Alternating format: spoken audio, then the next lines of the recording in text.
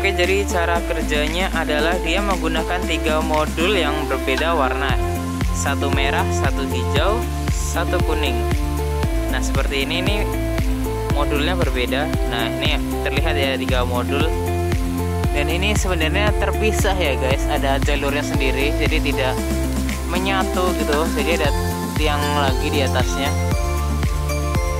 Dan ini sepertinya dikendalikan di balik sini sudah diprogram gitu.